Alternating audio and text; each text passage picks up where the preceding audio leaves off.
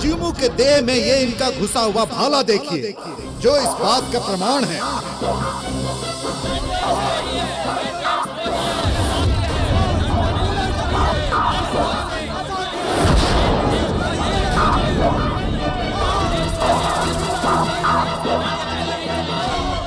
शांत हो जाइए, शांत हो जाइए। भाइयों, जामवंत जी ने आप सभी को धोखे में रखा।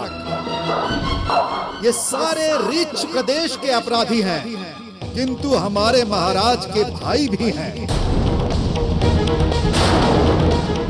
हमें महाराज से आशा है कि वो प्रजा की इच्छा का मान रखते हुए न्याय करेंगे। नहीं मंत्री जी, इन्हें अपना भाई कहते हुए हमें लज्जा आ रही है। अपने राज्य के साथ छल करने वाला ये देशद्रोही हमारा भाई कभी नहीं हो सकता। जामवंत इस रीछ प्रदेश का अपराधी है। इसे पूरी प्रजा दंड देगी।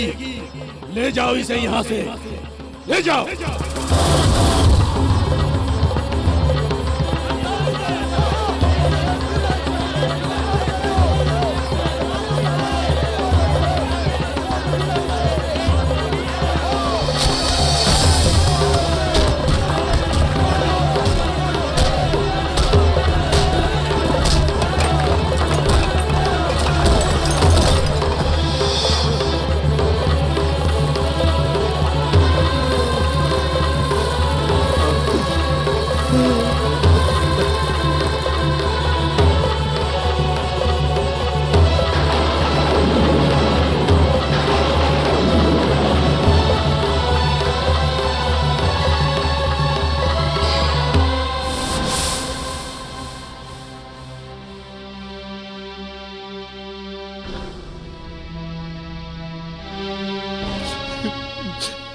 पुत्र केसरी,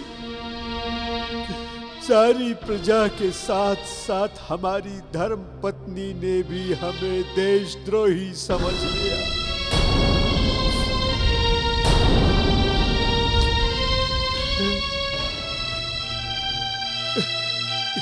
उसके बाद फिर मैं यहाँ चला आया और तब से लेकर आज तक यहाँ आपके साथ हूं। जामवंत जी, इतना सब कुछ हो गया आपके साथ, हमें कुछ नहीं बताया। किंतु काका, आपने ऋषपति को सारी सच्चाई बताई क्यों नहीं? कैसे बताता केसरी? ऋषपति के मन में मेरे लिए पहले से ही कड़वाहट भर दी गई थी और उस मंत्री ने मुझे कुछ बोलने का अवसर ही नहीं दिया और हम एक पल में ही अपनी मातृभूमि के लिए पराये हो गए।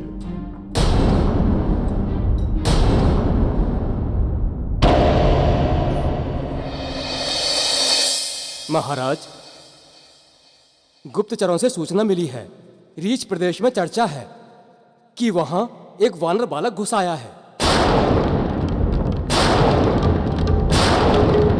रीछ प्रदेश के सारे सैनिक उसे खोज रहे हैं। हो सकता है वो बालक हमारे राजकुमार मारुति ही हों। यदि वो हैं तो वे बड़े संकट में हैं।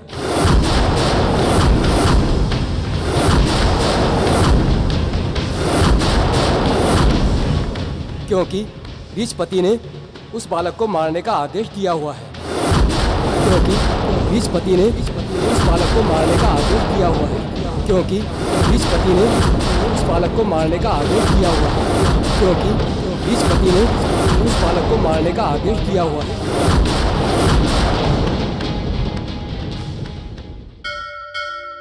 हे कुल देवता पवन देव, मेरे ममता की बार बार परीक्षा क्यों ली जा रही है? आपके आशीर्वाद से मुझे पुत्र की प्राप्ति तो हुई, किंतु मैं कभी निश्चिंत होकर उसके साथ रह नहीं पाई। वो बार बार संकटों से घिर जाता है। अभी एक संकट से निकल कर आया, मैं उसे जी भर कर देख भी नहीं पाई और वो फिर संकट में जाकर फंस गया। ऐसा क्यों पवनदेव? और अब वो जिस वृक्ष प्रदेश में है वहां तो उसका अपना कोई है भी नहीं, सभी उसके शत्रु हैं। ऐसा क्यों हो रहा है मेरे पुत्र के साथ? क्यों?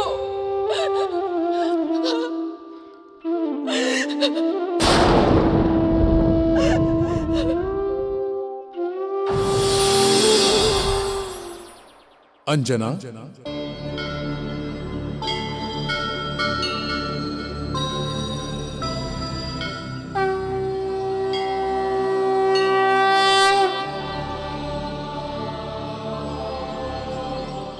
आप मारुति की मां हैं, इसलिए उसकी सुरक्षा के लिए आपका चिंतित होना स्वाभाविक है। किंतु कभी कभी एक माता का प्रेम उसके पुत्र के विकास में बाधा बन जाता है। ये आप क्या कह रहे हैं पवनदेव? देवी अंजना, मारुति आपका ही नहीं, मेरा भी पुत्र है, किंतु वो कोई अन्य साधारण बालकों की भांति नहीं है। उसका जन्म सृष्टि के कल्याण के लिए हुआ। आप तो बहुत ही भाग्यवान हैं जो आपको ऐसे पुत्र की मां होने का गौरव प्राप्त हुआ। हे प्रभु, मुझे अपने पुत्र पर गर्व तो है, किंतु मेरी ममता मुझे बार बार भयभीत कर देती है। देवी, एक मां चाहे तो अपने पुत्र को महान बना सकती है, और चाहे तो अपने पुत्र को अपने ममता के आंचल में छिपाकर डरपोक बना सकती है। अब यह आप पर निर्भर करता है कि आप अपने पुत्र को कैसा बनाना चाहती हैं।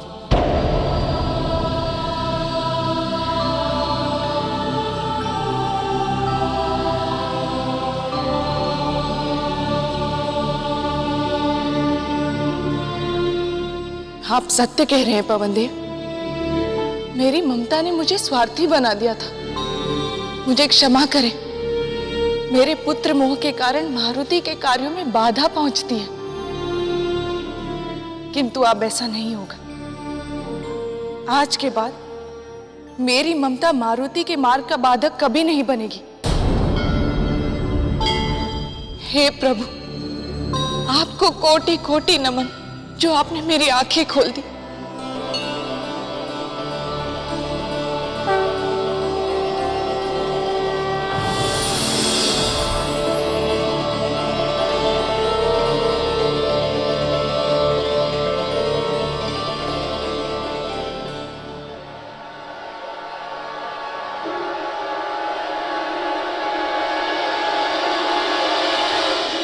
किसी तरह महल तक तो पहुंच जाऊं, तो काका और काकी के मिलन का कोई रास्ता खोज पाऊंगा।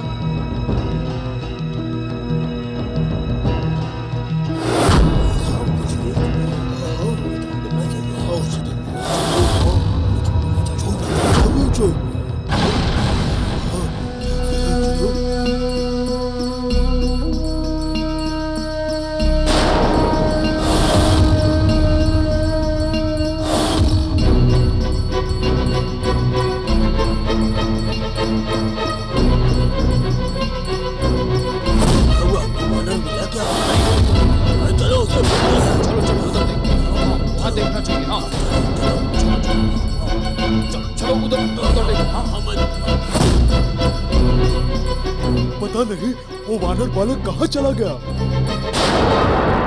यदि वो वानर बालक नहीं मिला तो हमें दंडित किया जा सकता है।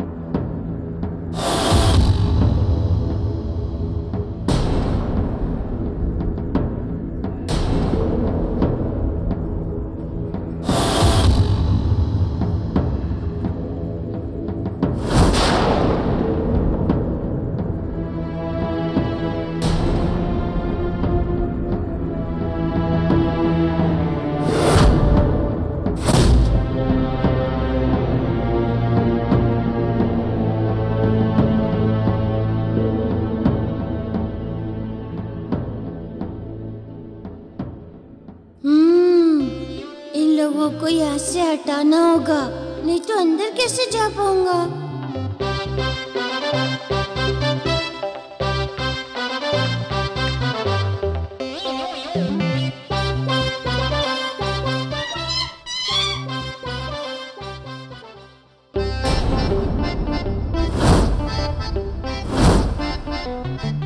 ये तो वानर की ध्वनि लगती है। ये वही वानर तो नहीं है? चलो पकड़ते हैं उसे। इस दिशा में है वानर।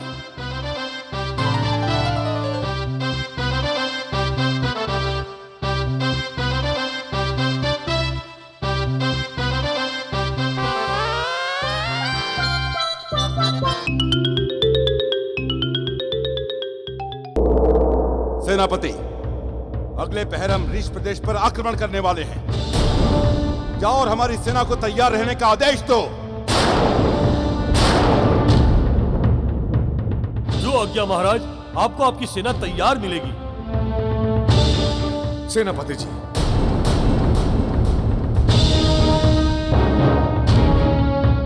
एक क्षण रुक जाइए। पुत्र, हमारे विचार से रीछ प्रदेश पर आक्रमण करने से पहले हमें एक बार पुनः विचार अवश्य कर लेना चाहिए। कहीं ऐसा न हो कि बाद में हमारी सारी आशंकाएं ही निराधार सिद्ध हो। पिताजी, गुप्तचरों की सूचना के अनुसार हमारे मारुति पर संकट आ सकता है, इसलिए हम और विलंब नहीं कर सकते। वर्षों से हम वानरों की वो हत्या करते आए, किंतु हम चुप रहे। परिणाम ये कि वो हमें कायर और डरपोक समझने लगे,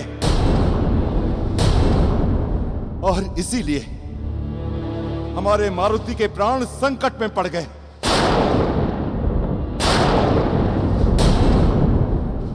केसरी पुत्र, शांत हो जाओ। मारुति को कुछ भी नहीं होगा। उसे ऋक्ष प्रदेश में कोई छू भी नहीं सकता है।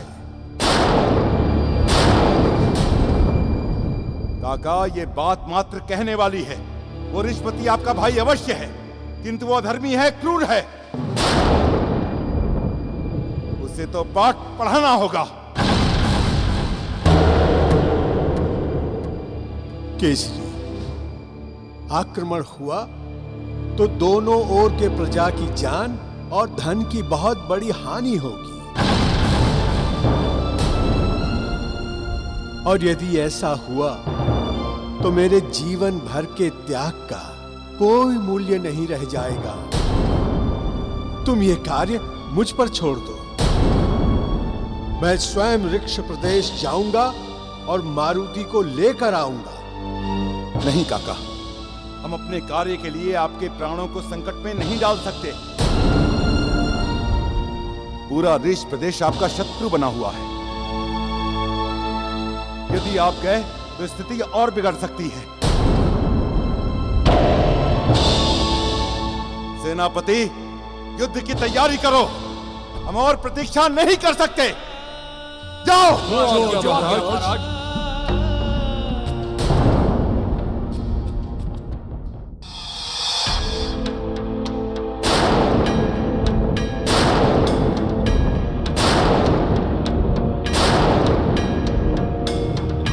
महल में तो आ गया हूँ।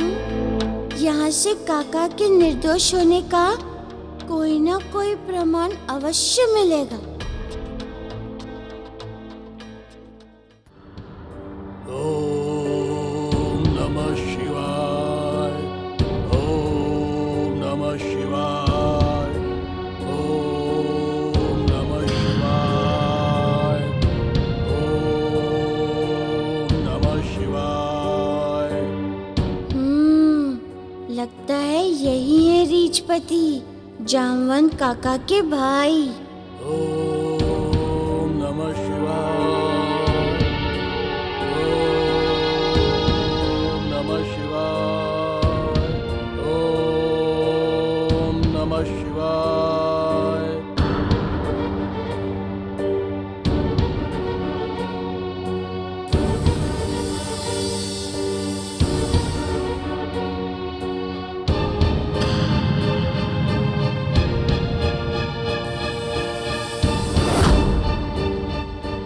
हे महादेव, ये क्या हो रहा है मेरे साथ?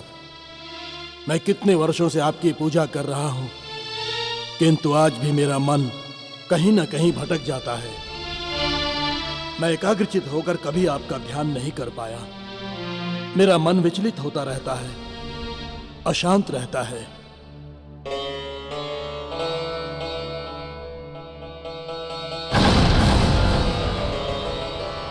ओम नमः शिवाय, ओम नमः शिवाय। रीछपति काका, आपने जामवंत काका जैसे सरल हृदय भाई का अपमान किया है।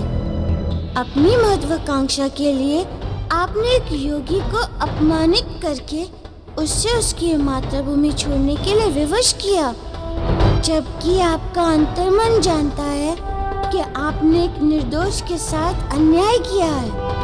इसलिए आपको कभी किसी भी कार्य में शांति नहीं मिल सकती। ओम नमः शिवाय।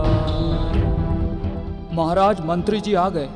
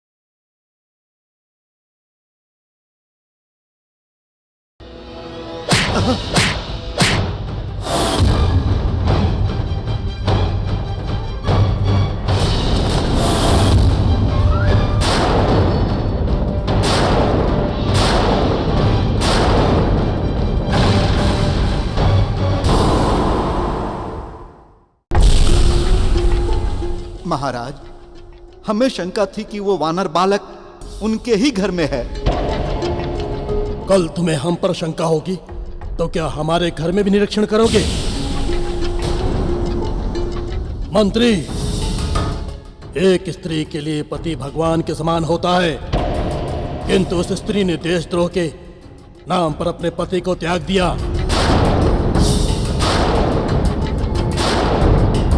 उसने अपने स्वाभिमान के लिए अपने भगवान समान पति को घर से निकाल दिया। तुम्हें उस पर संदेह हो गया? मन तो करता है कि तुम्हें अभी मृत्यु दंड दे दूं।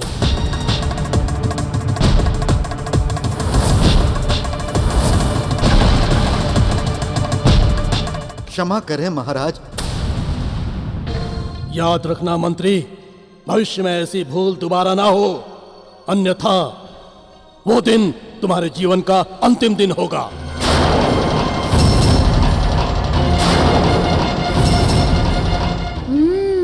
मानवता का दिया अभी भी टिमटिमा रहा है रीछपति के हृदय में। अपने भाई के परिवार के प्रति प्रेम भी शेष है।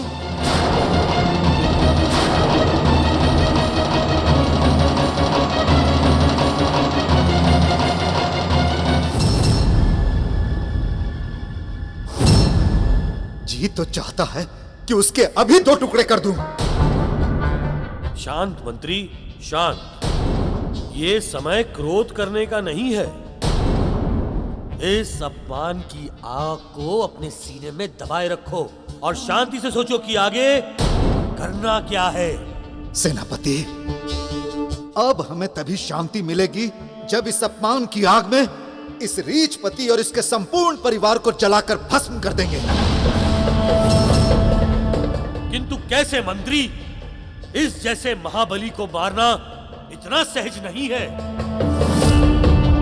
नहीं सेनापति, इसका बल तभी तक था जब तक इसका भाई जामवंत इसके साथ था। उसे इससे दूर करके हमने पहले ही इसका आधा बल छीन लिया है। तुम जाओ और सभी विद्रोही सैनिकों को काली घाटी वाली गुफा में एकत्रित कर लो। अब ये रीछपति कल का सूर्य नहीं देख पाएगा। आज की रात उसकी अंतिम रात होगी। अंतिम। कल से महाराज हम होंगे। जाओ। अब हमारा इस रीछ प्रदेश के सिंहासन पर बैठने का समय आ गया है। अब यहां के राजा हम होंगे, हम।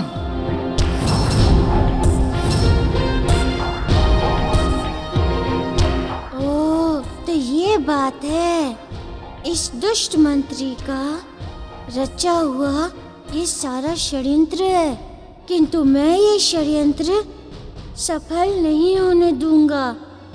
अब जामवंत काका को निर्दोष सिद्ध करने का समय आ गया है।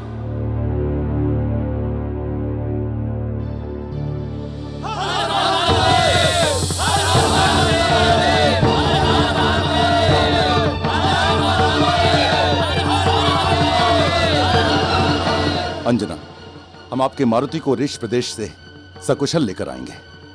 आप तनिक भी चिंता न करें, उसे कुछ नहीं होगा। देवी अंजना, मारुति आपका ही नहीं, मेरा भी पुत्र है, किंतु वो कोई अन्य साधारण बालकों की भांति नहीं है। उसका जन्म सृष्टि के कल्याण के लिए हुआ है। आप तो बहुत ही भाग्यवान हैं, जो आपको ऐसे पुत्र की मां होने का गौरव प्राप्त हुआ है। मुझे मारुति की तनिक भी चिंता नहीं है स्वामी।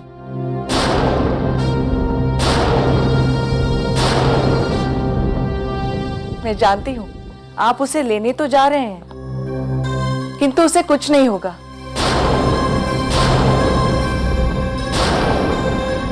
उसका कोई कुछ नहीं बिगाड़ सकता। स्वामी, मारुति अपने प्यारे काका के जीवन का सबसे बड़ा दुख मिटाने गया है। पहले उसका ये उद्देश्य पूर्ण हो जाए, तभी आप उसे यहाँ लाएं।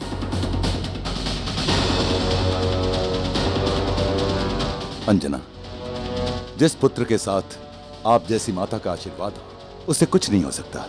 हमें गर्व है देवी आप पर।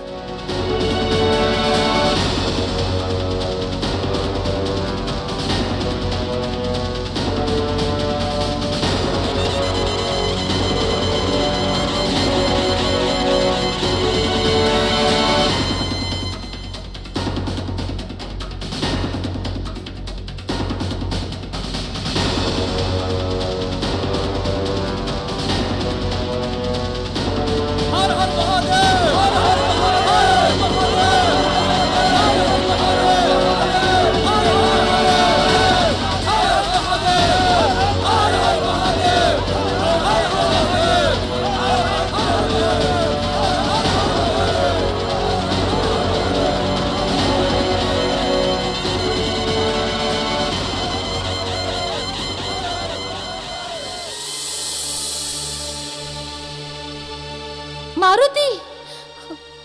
कहाँ चला गया मारुति? कहीं किसी संकट में न फंस गया हो। मारुति!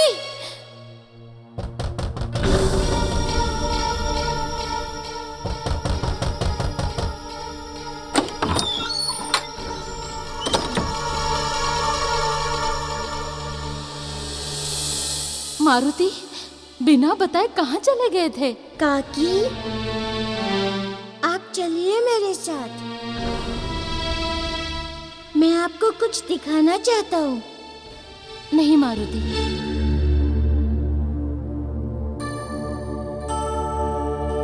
क्या हुआ काकी? चलिए ना। नहीं मारुति, मैं कहीं नहीं जाऊंगी। तुम्हारे काका के जाने के बाद इस चार दीवारी के बाहर मैंने कभी पाँव नहीं रखा। काकी, यदि आप नहीं चलेंगी तो मैं जिस कार्य के लिए यहाँ आया हूँ वो पूर्ण नहीं होगा। क्या आप नहीं चाहती कि काका के ऊपर लगे झूठे आरोपों की सच्चाई सबके सामने आए? क्या आप नहीं चाहती कि उनका खोया हुआ सम्मान उन्हें वापस मिले? क्या आप चाहती हैं कि काका वहाँ अंजन प्रदेश में दुखी रहे और आप यहाँ आंसू बहाती रहे? सोचिए काकी, उनके दुख को देखकर मैं उसे दूर करने के लिए अंजन प्रदेश से यहाँ तक आ गया और आप मेरे साथ कुछ दूर चलने के लिए तैयार नहीं है।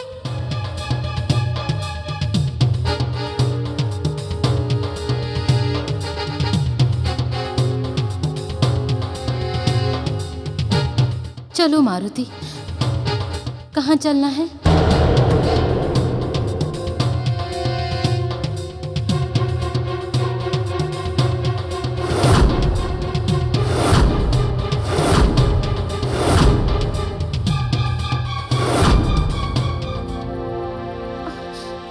ये तुम मुझे कहाँ लेकर जा रहे हो मारुति?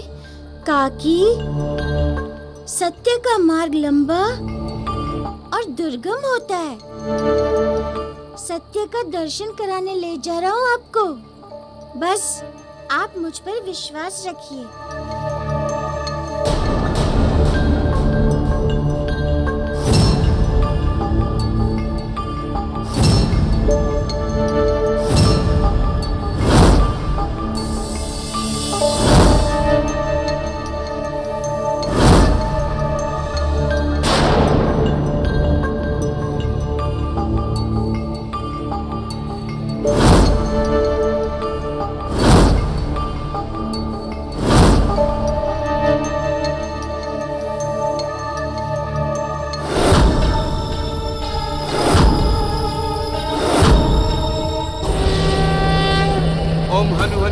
हनुमंत हठीले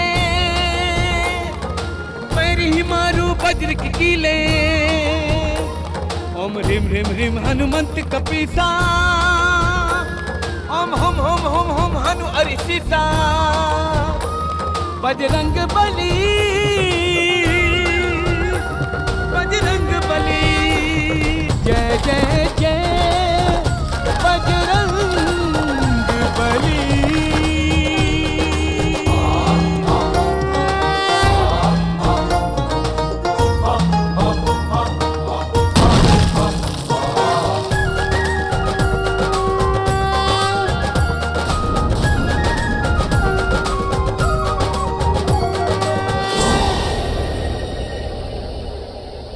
बहुत शक्ति है इस नन्हे से बालक में।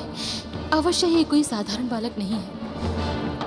आइए काकी, अंदर चलिए।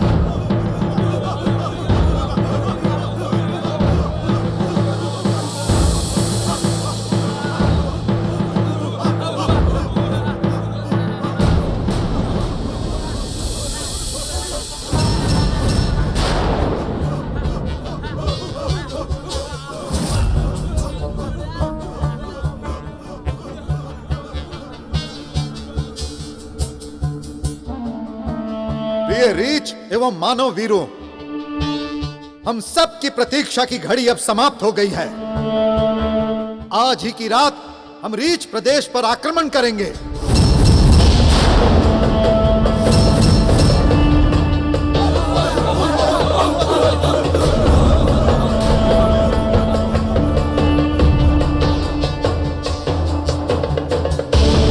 और आज की ये रात रीछपति के जीवन की अंतिम रात होगी।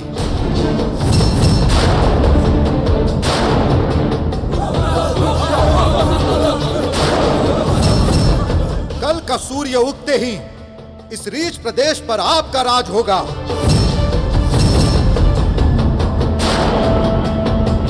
और हम यहाँ के राजा होंगे।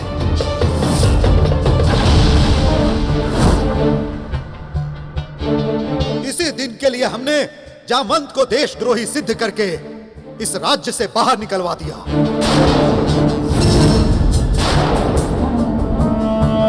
जामवंत के अलग होते ही रीछपति की शक्ति आधी रह गई है।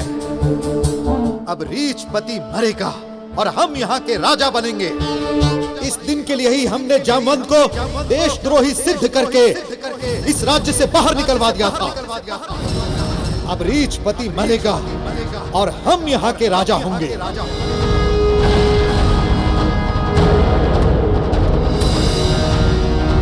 नीच, दुष्ट, मैं तुझे मार डालूंगी।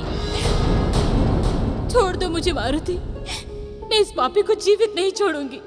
नहीं काकी नहीं, अभी उचित समय नहीं है इसे दंड देने का। नहीं मारुति, इसके कारण मेरा जीवन बर्बाद हुआ है। इसे तो कोई अधिकार नहीं है जीने का।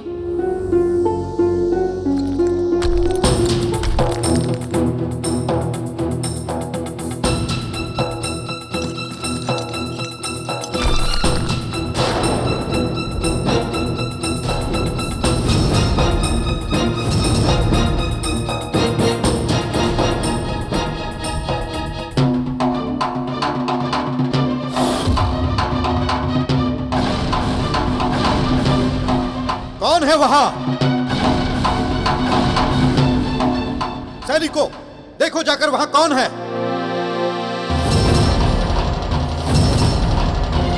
जिसने भी यहां घुसने का साहस किया है उसे पकड़ कर लाओ।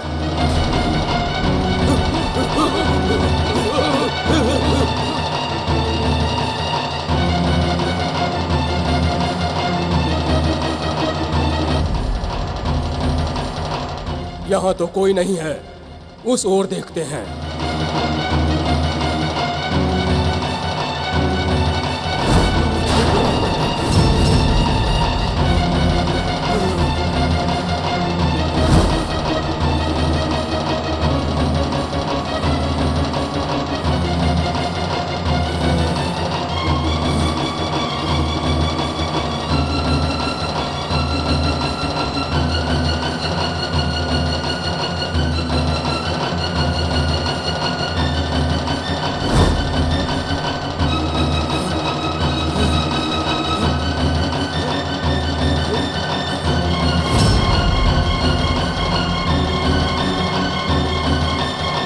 अरे यहाँ पर तो कोई नहीं दिख रहा है। हो सकता है कि कोई पशु हो। हाँ हाँ, ये भी हो सकता है। चलो।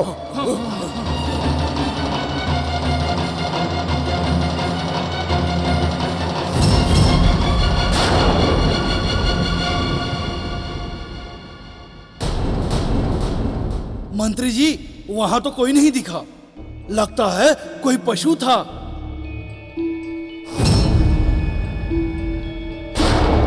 इस दिन के लिए ही हमने जामवंत को देशद्रोही सिद्ध करके इस राज्य से बाहर निकलवा दिया था। जामवंत के अलग होते ही रीछपति की शक्ति आधी रह गई है। अब रीछपति मरेगा और हम यहाँ के राजा होंगे। रीछ प्रदेश के वासियों, आप अपनी आंखों से देख लीजिए। आप जामवंत जी को रीछ प्रदेश का रक्षक समझते थे, ये तो भक्षक निकले, भक्षक। जामवंत इस रीछ प्रदेश का अपराधी है। इसे पूरी प्रजा ही दंड देगी।